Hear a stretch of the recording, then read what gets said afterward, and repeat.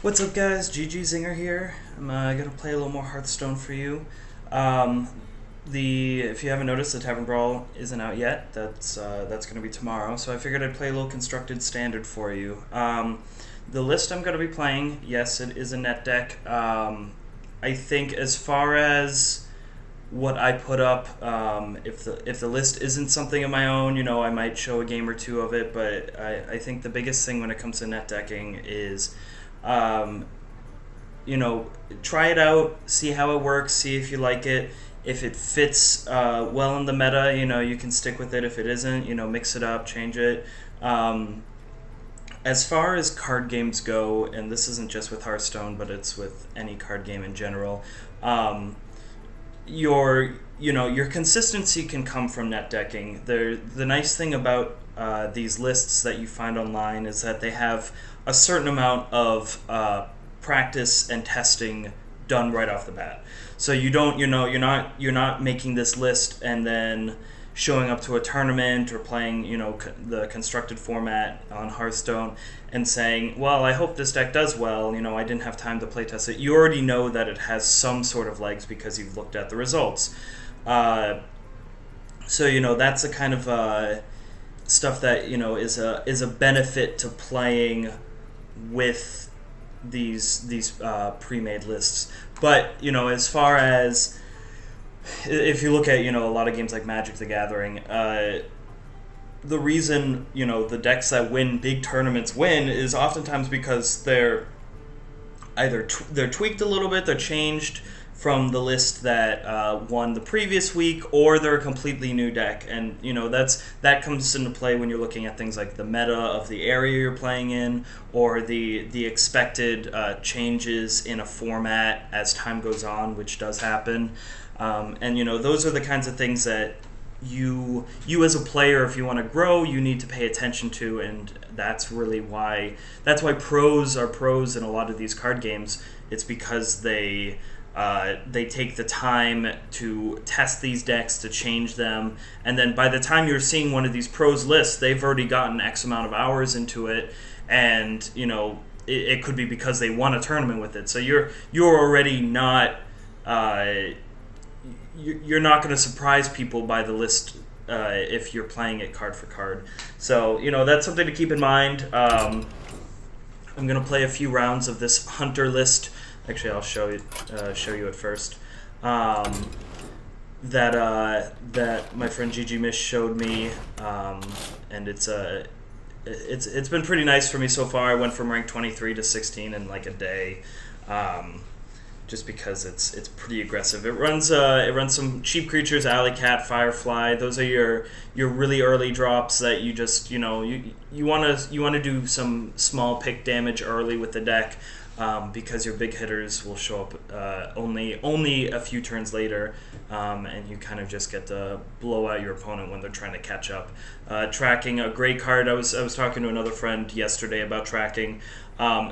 You can play a turn 1 if you have no other turn 1 play, and you're looking for maybe a turn 2 play. You can play it for that reason. Tracking is really best when you're a little bit later in the game, when you're looking for a specific card. The more information you have when you play tracking, the better. Because let's say you look for that turn 2 play, and you're like, ooh, Knife Juggler. Okay, I'll take the Knife Juggler off the tracking, and then they play a 2/3 on their turn because they're on turn 2 and you were on the draw. You don't want to play a Knife Juggler into a 2/3. So right there is a great example of why tracking is better with more information. You didn't know they were going to play a 2/3 for 2, so you're not going to then play a 2/2 into the 2/3 because they just get to trade well. They keep then it becomes a 2/1, and you're behind on board again, and you're about to lose card advantage. So that's the kind of stuff that is really important when it comes to playing more strategically in these kinds of games. It's the tracking is kind of like the original Discover effect. It is cards in your deck. You don't get those cards later on. The other 2 cards you don't pick are gone. So you have to make that decision also. But overall it is a really nice card to play. Cat Trick is a secret that I wasn't a huge fan of earlier, but it's been doing really well in this deck. you kind of just get to blow out your opponent. If you get that 4-2, you can use it to trade, or you can just go face with it. This deck is really good at just going face and applying enough pressure. Crackling Razor Maw. The adapt mechanic has been really good. It's a 3-2 for 2, so it's well statted, and then being able to pump up like an Alley Cat to let's say a 2-2 even is not bad. But you also have the, you can make it a 4-1 potentially, and that 4-1 might get in enough damage to really make if you're forcing your opponent to have to trade with you, you're probably doing the right thing with this deck. Explosive Trap, pretty common trap. Really good for the cheaper decks. A good answer to your Quest Rogue that is trying to get in with cheap damage early, so it's hasted 5/5s a few turns later, can clean up the game. Flare, I wasn't aware that that traps and secrets and everything are highly played in the meta right now, but apparently, like I said, because this list does run it. It cycles itself, it draws a card, so it's not the worst card to have anyways, but, if there's an annoying stealth deck or an annoying secrets deck, it seems to be pretty good. Pirate Warrior is obviously still a thing, so the one Galaka Crawler, getting a 3-4 for 2 can be really awesome. Kindly Grandmother, a great value card. It is a 1-1 for 2, but then it becomes a 3-2 when it dies. You can adapt it or before it dies, adapt it after, because it's also a beast once it's a 3-2. So the One Knife Juggler, just some nice synergy. Like I said, you don't want to necessarily play it into a big board by itself. But, you get the combos with the Snake Trap sometimes, or you play that. If you have that up, you just get to, possibly even kill the thing that's trying to trade with the Knife Juggler. You can get value. Animal Companion, always been a really powerful hunter card, always been a 2 of.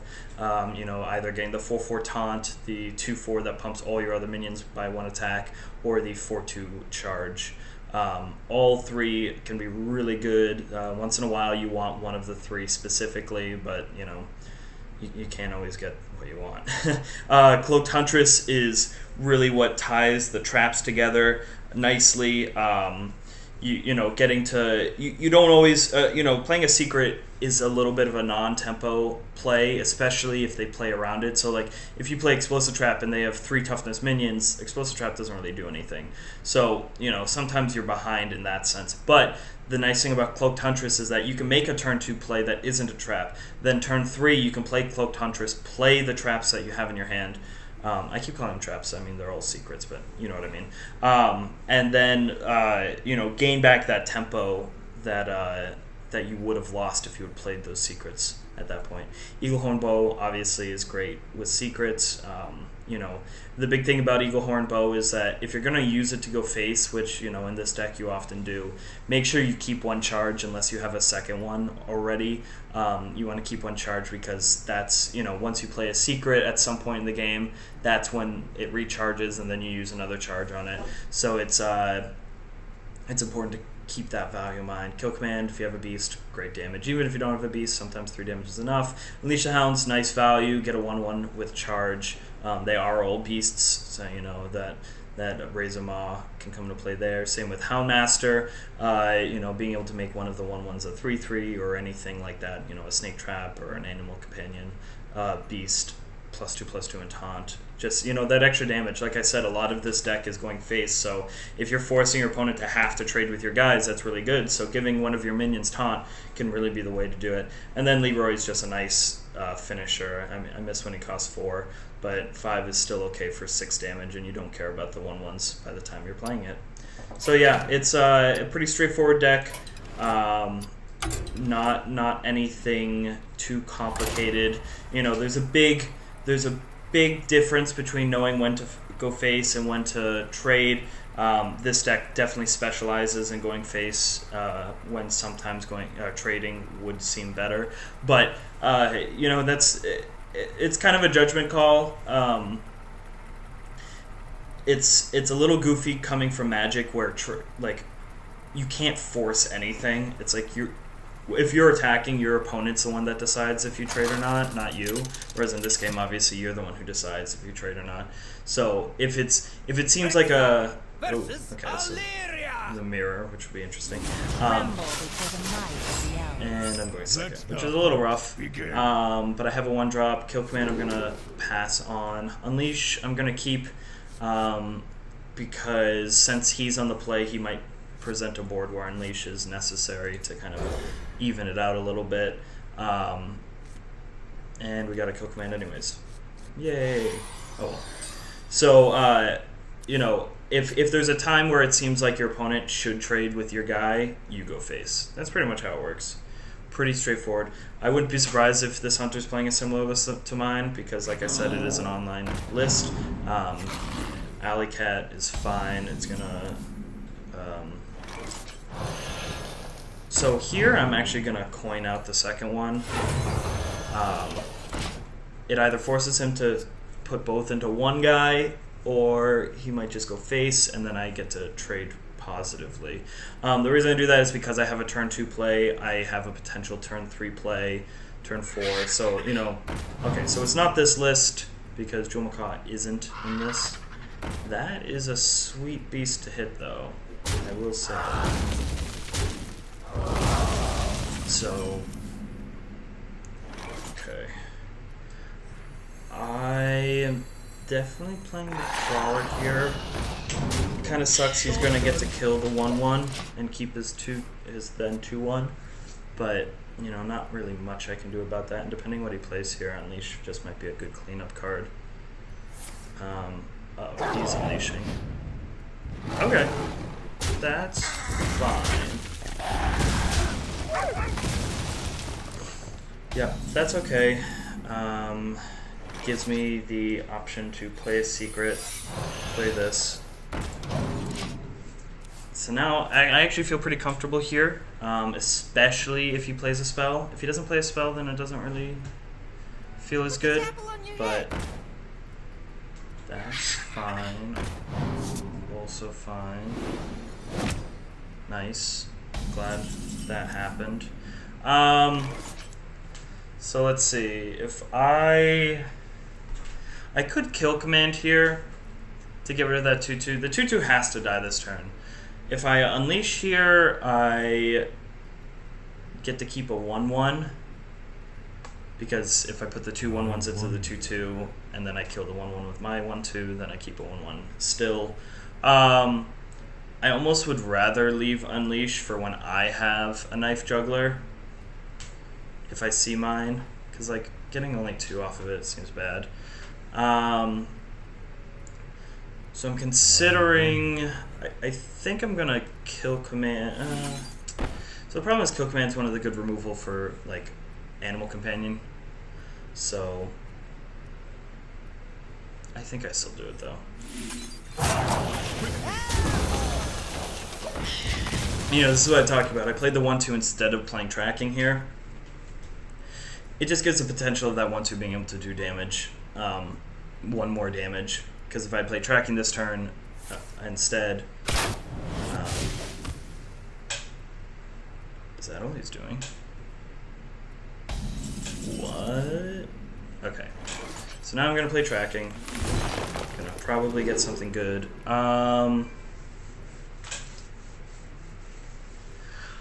This is interesting. I liked Cloak Huntress, especially against Hunter, because it has 4 toughness, so kill command needs a beast to kill it. On the other hand, I don't have... Well, I can Houndmaster Unleash as a combo, so I don't necessarily need a beast right now to play. So since this is a little bit beefier, an Explosive Trap isn't anything against this board right now. So I think I'm going to take that. If I'm playing that this turn, I'm only going to have 1, so I might as well track again now. Like I said, more information is usually better, but because of the fact that I had 1 extra crystal this turn, you want to use that up because you don't want to be left with it. I'm going to take Flare because, you know, it's Hunter, so if they play traps, I want to be able to deal with that. Even though a second Houndmaster is definitely good, the second kill command would obviously be good. I'd only... Oh, he's just playing that to kill command. Okay, that's fine.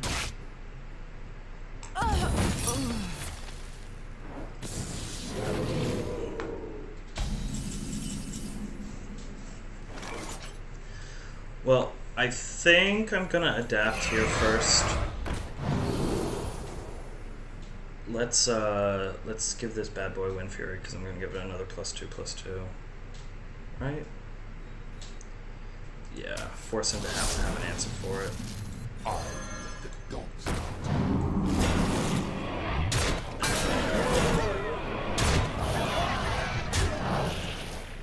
Now, if he has a second Unleash, obviously it's pretty good here. Not really much I can do about that, though. Sure. That's totally fine with me.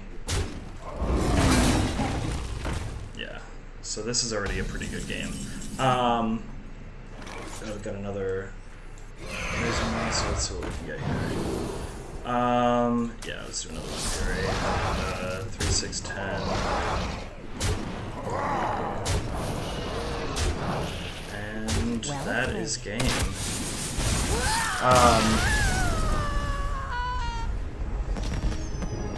That shows you the power of Catrick right there. I feel like the sound is a little high. The fact that Catrick got me that 4... that 4 power beast is really nice. And then obviously getting double Wind Fury is, it's lucky for sure, but my opponent took turn 5 to just shoot me for 2. That's like a huge tempo loss right there. He was obviously playing the more mid-range hunter because he played the 6/5 in his deck.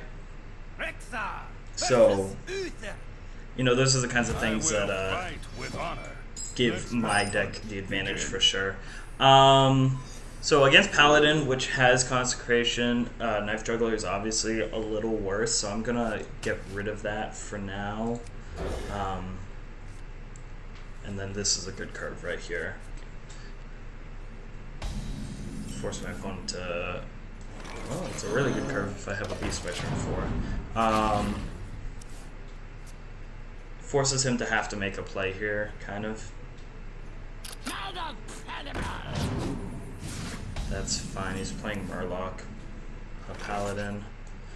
So he's playing Murloc Paladin, so I do want to trade. Murlocs are better off when there's more of them, and eventually he's going to have the Murloc Lord, which is a 3/3. So just better off to trade now.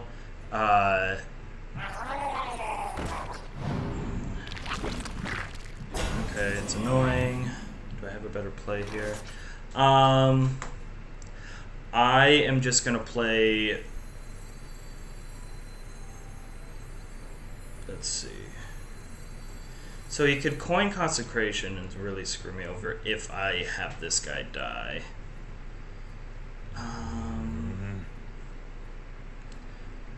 So I'm... Let's see, but I do want that. No, you know what? I'm going to play it safe.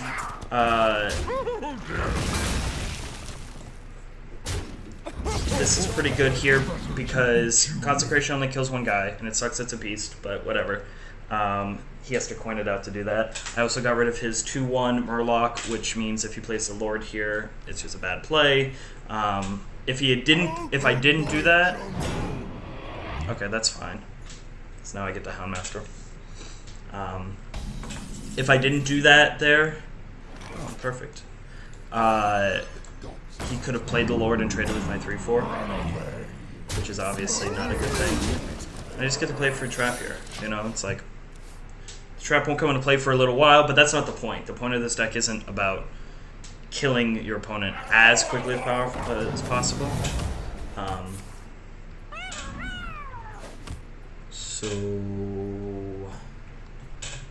here, I think... Oh, look, another trap.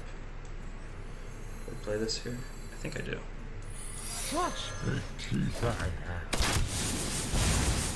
I don't even know if this list plays Consecration as a thing. I would think it does. But, like, if he Consecrations here, it's kind of bad still. So I'm just going to kill one.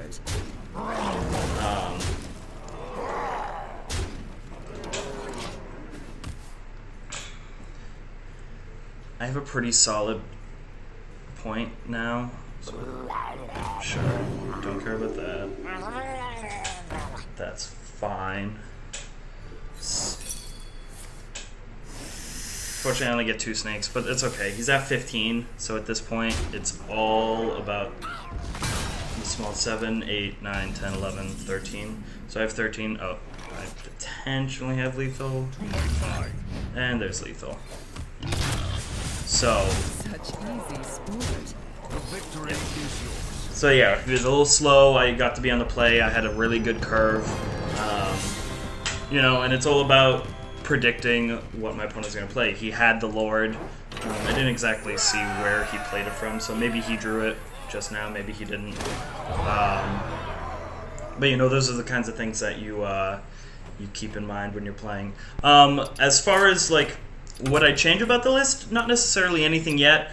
You know, I've maybe only gotten 1 or 2 losses with this deck so far, going from 23 to now, what was I, 15, I think.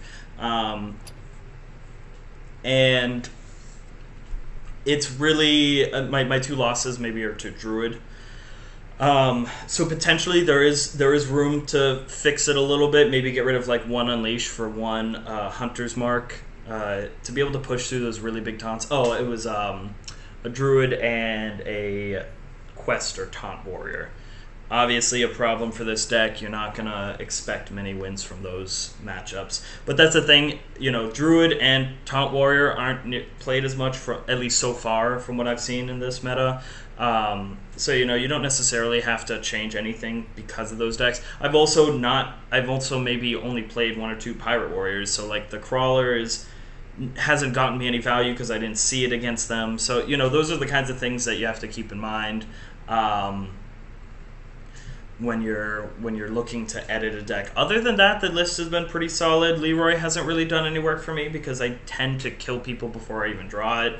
But that's all about the risk reward of including cards like that. Because if I take that out and then, you know, 1 turn I'm like, oh, there's 6 away from lethal. If I'd had, like, if this card was a Leroy instead of the card that I switched it to, you know, 6 damage burst from 1 card can be very powerful and definitely something that cleans up the game really quickly. You know, Firefly, honestly, when I first saw this list, Firefly was the card that I was like, why is this in here? When there are better 1-drops, like the 2/1 that dies puts a 4/3 in your deck. But honestly, it's been really nice to have a guy that literally is just there to be annoying, essentially. It's like you just get to play it. You know there's another 1/2 there now. It fills the board really quick, and this deck is all about that little chip damage, just trying to make sure that your opponent stays at a low enough life throughout the early part of the match so that once you get into those later turns, you just get to burst them down. But yeah, so that's this list. I hope you enjoy. Hope you maybe learned a little bit from it.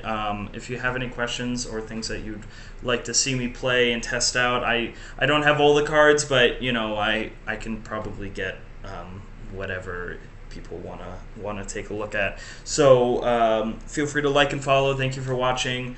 I'm definitely going to try to get some more constructed Hearthstone up in the near future. So I will catch you guys later.